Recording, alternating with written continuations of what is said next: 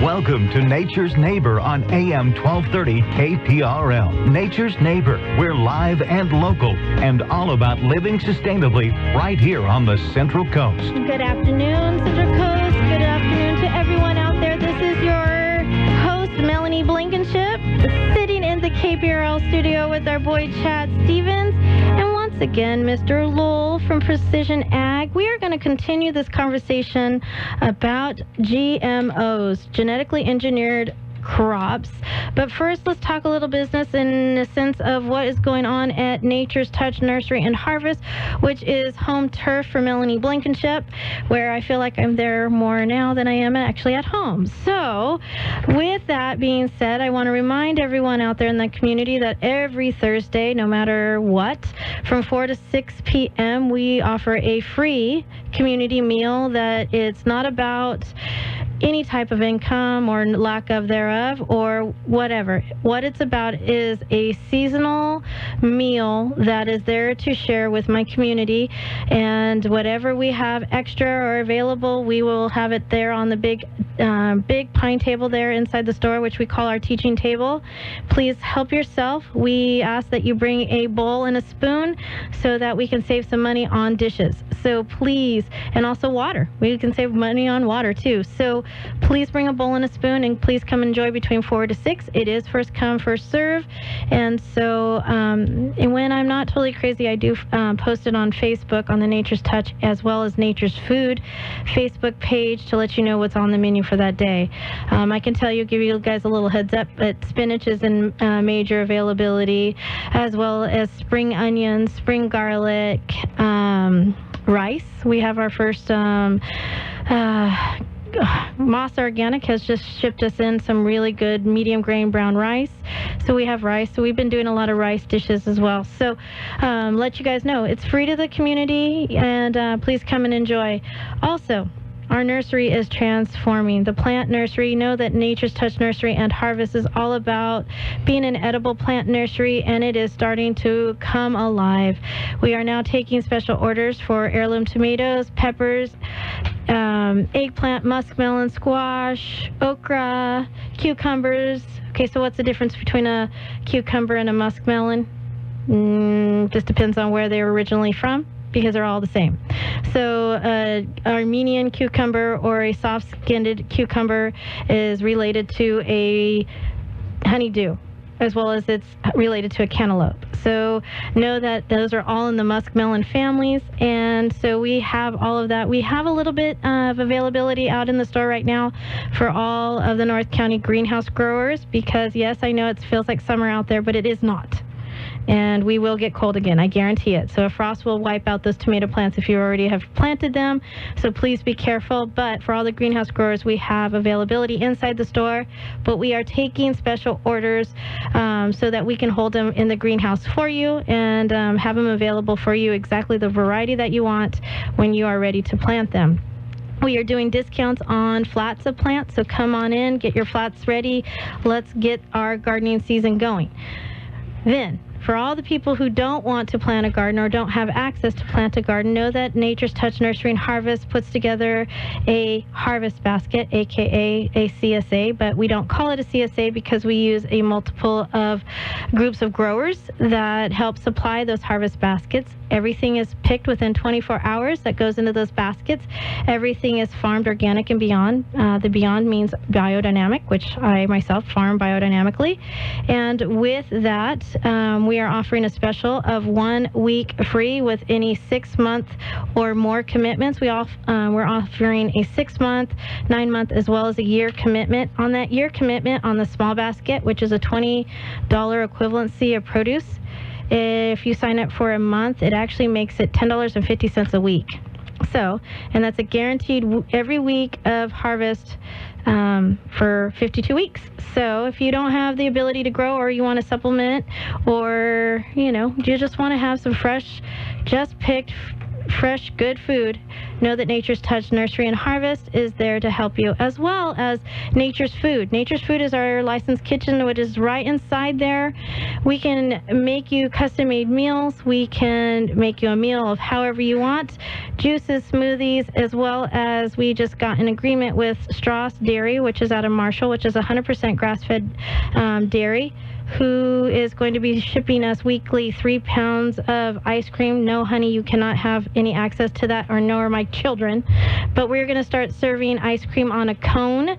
Our ice cream cones have no high fructose corn syrup or non-GMO. They're actually real old-fashioned cones, and we're going to be serving Strauss's ice cream on top of those cones. Yum. So, but I have to lock those down because my children and my husband are the worst when it comes to ice cream. So, on that note, on this fun topic, let's continue this conversation of GMOs. The reason why we are doing so much in GMOs is because I put out a couple weeks ago that the USDA has come out with their reports stating that their research has shown that the average consumer is more concerned about the cost of their foods than they were concerned about the knowing or the understanding of genetically modified organisms. GMO is what the abbreviation of them. And in my community, I was concerned to see if people were actually comfortable in actually knowing the true definition of GMO. Lowell and I are good friends, and I can actually say that because I enjoy conversation with this man. This man's knowledge is it's extreme, and how lucky we are to have him in this community. And it takes all of us to keep this community going. And this is not a political push. This is not a whose idea is better than others. It is literally, how do we keep this community going? How do we keep them fed? How do we keep people healthy and safe? This is what this discussion is about. And I'm putting it out there, Lowell, because that's what I was getting back. So I am here because the way that I live and the way that my store runs is my choice. And I'm sharing my resources and sharing my choice with my community. And I'm here to help my community to be able to make better choices if they want it. And so with what you have done, Lowell, and with what you are carrying on, the technology that you have access to is just mind-blowing. And I truly enjoy it because a lot of your technology actually proves that organic is real, but how do we continue to afford it when labor costs are as high as they are? But yet technology, that one fee of must pay off the equipment, and we have the access to be able to have the knowledge of what us organic farmers have been struggling at trying to prove. A lot of your technology actually proves that organic can work, but how do we make it more cost efficient? But with that, let's talk more about the knowledge of GMOs. A lot of response came back to me literally right after the show. I do want to share one response with you because it was pretty exciting. A lady responded on Facebook stating that it was I am not going to word for word it, but she put out that it was refreshing to have a civil conversation between two people who are obviously different in the way that they farm, but yet can work together within a system, knowing your way is different than mine, but this is our choice and way to do it. And that is what I'm trying to instill in people. Yes, you still have a choice if you want it, but understand where it's coming from.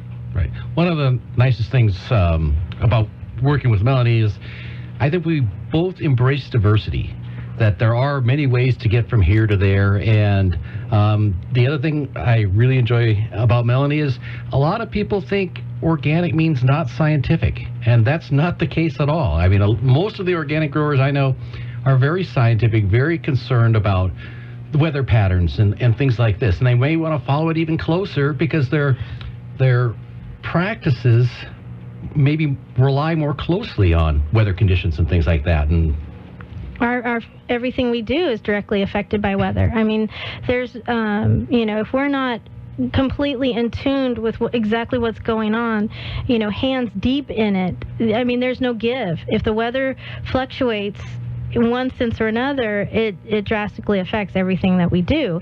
And so, I understand the concept of where chemicals came in and where GMO is now taking the precedent and where it's coming.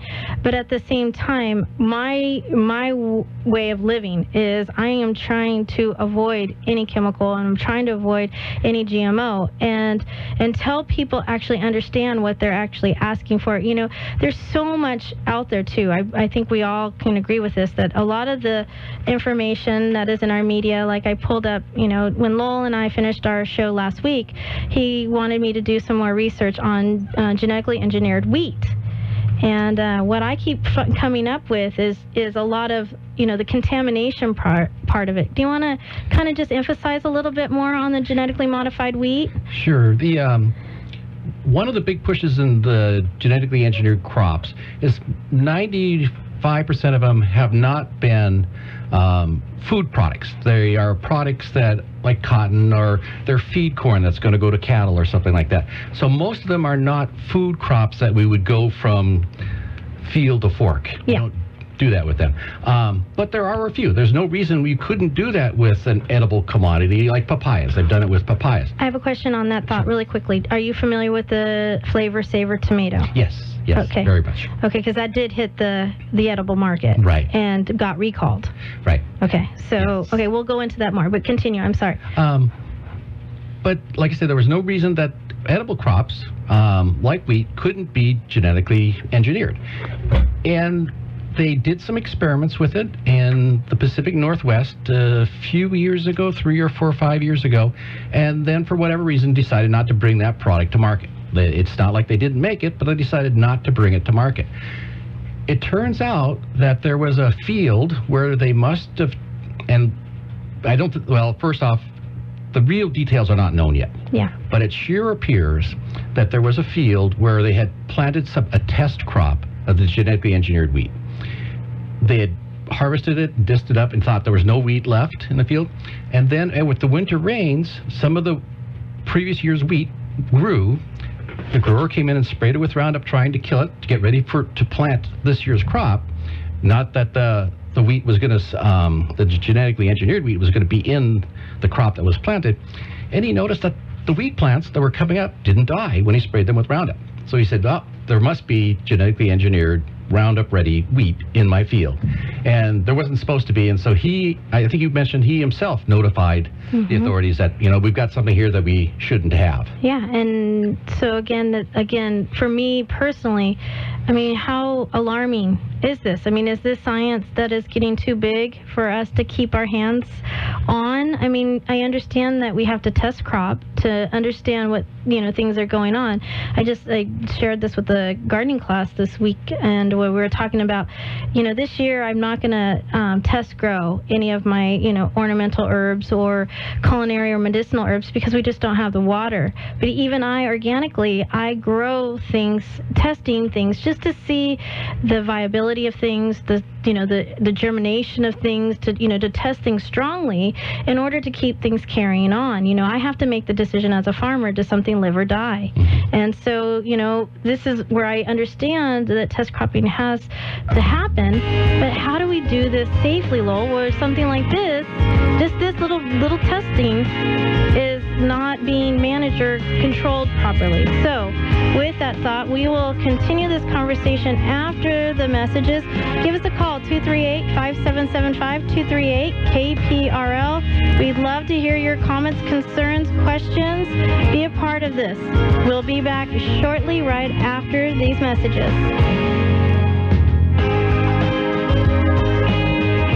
Welcome back to the second half of our show here on 1230 KPRL. I am your host, Melanie Blankenship, sitting in the studio with our boy Chad Stevens and Lowell from Precision Ag. And we are going to continue this conversation of genetically modified organisms. So Lowell, let's continue on.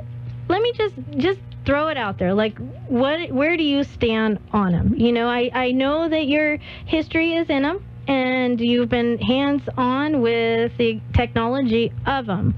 But you, as Mr. Lowell, who lives in the North County of San Luis Obispo, where do you see the future of GMOs in your life? Yeah, they are by far the most quickly adopted new technology in farming ever. Faster than the plow, faster than chemicals, faster than tractors. Growers all over the world have adopted genetically engineered crops. Most of the countries that grow them are lesser developed countries. Not acres wise, but numbers of countries. I think there's been a lot of fear, obviously, over them. I think, personally, I think it's misplaced, but that's only because I work with them so closely. There are instances when the regulatory system that's trying to manage them doesn't really work very well. Where they make mistakes, where they did in the Pacific Northwest, and they did in the Texas corn crop. But you got to remember, there's hundreds of thousands of trials that they do all the time, and that a few go wrong, it is upsetting, but is not really unexpected. You would hope it's never the case, but it's going to happen. I have a question, though, and I'm just going to put it out there because this is what I get all the time, and I do see, by the food world that I've been a part of for the last 17 years, I am seeing a lot of change go on in the human species, whether it be, obesity, cancer, do you personally feel, being the scientist that you are, do you personally feel that genetically modified organisms have a role in the changing of our health system in this country? I mean, granted, we can sit here and talk about lifestyle too, but at the same time, I mean, I personally have witnessed people that, have never smoked or don't do drugs or don't do this, that are dealing with cancers that are so incredibly aggressive and fast that it's not one or two, there's several. And so, looking into our community, do you feel that the GMOs actually have a part? Because that's kind of what the argument is between scientists and the common person, that people that actually look into it are concerned about the health effects of GMOs, and there really isn't any test and trial. And like you said, this is the fastest adapted, but yet it's happening so fast and so much, and patenting of certain seeds and technology, that how do we know? Right. It is a concern, and do I believe that the genetically engineered crops are related to current health issues? I do not. I just personally don't think that they are. I think with they've been around for almost 20 years now. I think if there were any really specific allergens or acute responses, we would have seen them by now. There have been billions and billions of meals consumed with genetically engineered products in them, and no place can you find any experiments that say, or any epidemiological studies that relate the consumption of genetically engineered foods to anything. It doesn't mean, as a scientist, I always have to say this, it doesn't mean it's not possible. Yeah. But as far as I know, scientifically, there's been no relationship shown between those things. Do you see in the near future for how fast they're going and how they're growing and how the patenting seeds and so on and so forth, do you see our food culture going to a majority GMO versus non-GMO? Do you see that? Because that was a question that was asked to me, and I personally could not. I said I can't answer that because, I'm familiar with the flavor saver tomato, the corn, the wheat, soy, papaya, a little bit of strawberry that's being tested, but it really hasn't been out on the market yet. Zucchini, sugar beet. Up Northern California, the sugar beet is. I don't know. Do you know anything about the sugar beet? Have they released it yet? I mean, I know they approved it, and I know it's being grown, but I don't know if it's actually. Yeah, I'm not 100% confident on the sugar beet. So they, again, they were just Roundup Ready, and if anybody has ever, sugar beets are a biennial crop. It takes 2 years to grow them. All the herbicides that we have for sugar beet production don't last for 2 years. And you get some of the weediest fields I've ever seen in sugar beets. It's nice to have Roundup Ready sugar beets because now you can spray Roundup and get rid of all the weeds with them. But is it actually out in the field right now in production? I'm not 100%. And then there's alfalfa. And there's alfalfa. Yeah. Again, like I said, most of the commodities that are genetically engineered are not direct food crops. Alfalfa, obviously, Well, you may eat alfalfa, but I don't. No, I don't eat alfalfa, but the animals that I eat do eat alfalfa, and that is where, again, Albert Strauss, who I was just talking about, Strauss Ice Cream, we've worked very closely with him and love that man to pieces for what he has created, and the milks and the butters and cheese and ice cream that man and that his company has made is beyond the best. It's so good. But at the same time, he's an advocate against genetically engineered alfalfa because of what he had experienced and what he was studying about the direct effects of the health of the cow that was eating the genetically engineered crops. And also too, for all of us who don't want any chemical at all in our future, how do we guarantee that the glyphosate, which I can never say that word correctly. Glyphosate. How do we know that it's not carrying on through the cow into the milk? Everything, we know this in pregnancy. Me personally did it twice. What we consume comes out through our bodies, into our children, in through our breast milk. How do we know that it's not coming through if our cows get genetically engineered alfalfa? How do we know we're not consuming that through the milk that we're drinking? Right. I would think that the first thing you could test for it. There are proteins that are produced by the genetically engineered foods, and you can find them and you can actually analyze for them. Something called PCR is a very sensitive way of looking for these things. And we're going to get cut off again, but we will continue this conversation. I'm going to have Lowell answer a couple more questions on Facebook. So go to our Nature's Neighbor Facebook page, and we'll continue this conversation. Stay tuned to next week. Have a beautiful week out there. Happy St. Patty's Day, everyone. I almost forgot about that. Don't forget, this starts the day to plant your potatoes. So have a really good week, and thank you so much for all your support.